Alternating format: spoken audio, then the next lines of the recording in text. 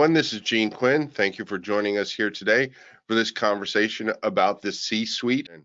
What is it that you want people to think about, big picture, as we approach this really daunting task of communicating with the C-suite?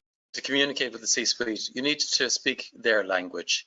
And the two things that we really bring is that we build intangible value and we clear IP risks to scaling. But then they also have to turn around and execute on that strategy. So they equally have to be able to speak with R&D teams to ensure that that strategy can be deployed and executed. And then they have to monitor against that strategy in a way that's meaningful to the C-suite. So that it's communications in both directions and monitoring the progress as well as executing on the strategy that's been established.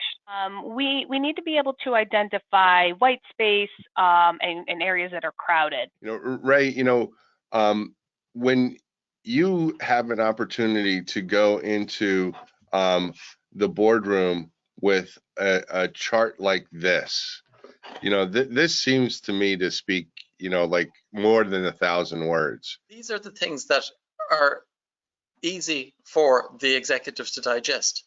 So you're presenting this in a way that is meaningful to the executives. And for as long as you're doing that, you can have the communication can flow. It's also very useful for data-driven decision making, that you can show the data here so that they can say that, this is what the decisions were based on this, and we've got something to back it up with. And this, to me, pulls them into the conversation, and it's easy to digest. You let the data decide what you're going to present, and it's your job to tell the story. So this is telling the story, right? I mean, that's what your data does, right, Dawn? Right at the beginning of that innovation life cycle, have the information to create a better disclosure, which ultimately heads all the way through the system and to execute on that strategy. So get the good ideas out of the engineers' minds and into the world in order to ensure the C-suite objectives are met.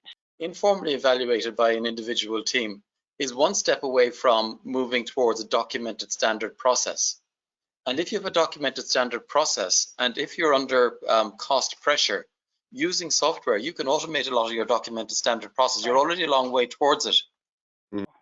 And having an objective process, especially if it's supported by software, may be a way of introducing more fairness. Another really big thing that we're seeing in corporations and definitely in universities is the amount of time it takes to put an idea through a whole innovation cycle. So from the time it's an idea to the time it's out, in the world.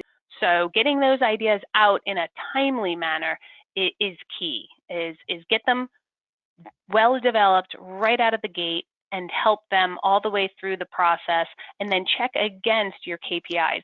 Of service, we're happy to help throughout the whole part of it, both from communicating all the way through the C-suite and then all the way back down to the engineers and standardizing those processes throughout.